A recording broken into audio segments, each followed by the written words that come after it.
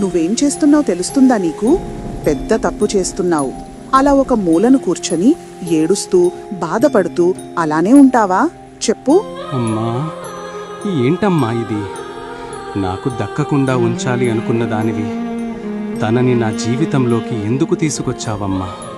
తనని ప్రాణం కన్నా ఎక్కువ అనుకున్నా, ఎన్నో కలలు కన్నా అన్నీ పోయాయి. ఇలా నా మనసుతో ఆడుకునే కన్నా నా గొంతు కోసినా హాయిగా ఉండేదేమో అమ్మా.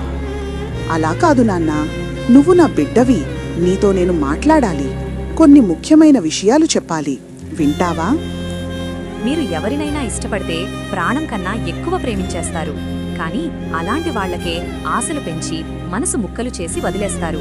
వదిలేసిన వాళ్ళు బాగానే ఉంటారు, కానీ నిజాయితీగా ప్రేమించేవాళ్లు అనుభవించే నరకం మాటల్లో చెప్పలేనిది.